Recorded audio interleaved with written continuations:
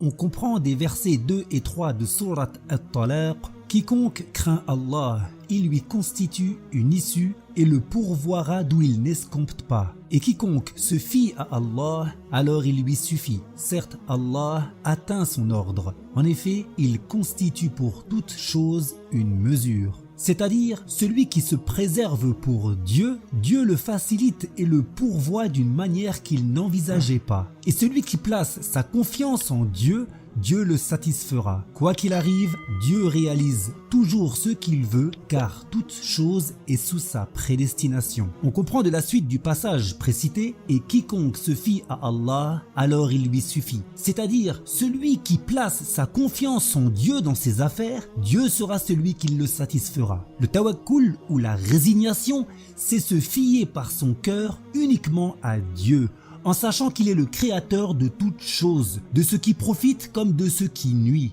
De là, nous comprenons qu'en réalité, seul Dieu a le pouvoir de faire parvenir le profit ou la nuisance. Si nous croyons fermement et profondément en cela, que nous nous y attachons et que nous en prenons conscience constamment, alors nous aurons confiance en Dieu concernant notre subsistance et l'éloignement des nuisances, et nous nous garderons d'avoir recours au péché en cas de difficulté. En effet, généralement, on trouve des gens qui pensent que les autres possèdent un certain pouvoir de nuire ou d'être profitables. Ces gens adoptent donc envers les autres soit un comportement droit, sincère et bienfaisant, soit un comportement hypocrite, sournois et malveillant, parce qu'ils pensent que cette attitude va leur être bénéfique et sécurisante. Mais si au contraire, ils prennent conscience que ces autres ne possèdent pas en réalité un tel pouvoir et qu'ils ne sont que de simples créatures dépendantes à travers laquelle arrive ce qui leur est destiné, alors ils agiront autrement. Ceci s'explique dans la mesure où prendre conscience de cette réalité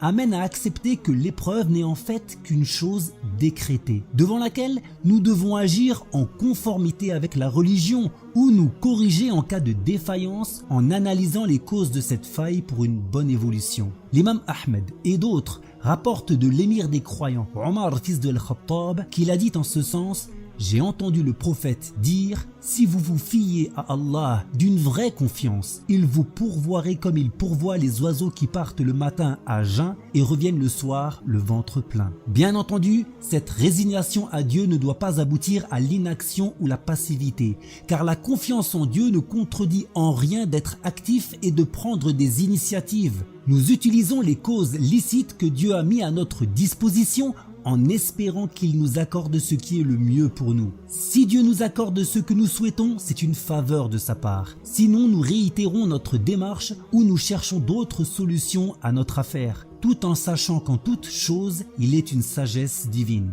Ibn Hibban rapporte qu'un homme vint voir le prophète et lui demanda: est-ce que je laisse ma chamelle sans l'attacher tout en me fiant à Allah? Et le messager de Dieu lui répondit en ce sens: attache-la et fie-toi à Allah. De plus, Al-Bayhaqi rapporte que le cheikh Al-Junayd Al-Baghdadi disait: la résignation à Allah ne donne pas l'exclusivité à l'utilisation des causes et elle ne la renie pas non plus, mais elle réside dans les cœurs. Ainsi, nous cherchons à réaliser nos objectifs en faisant les causes, mais nous ne comptons pas sur elles. Nous comptons pour la réussite de nos affaires sur Dieu uniquement. Il a été dit: poursuis tes objectifs avec tes actes apparents et fie-toi à Allah en ton fort intérieur.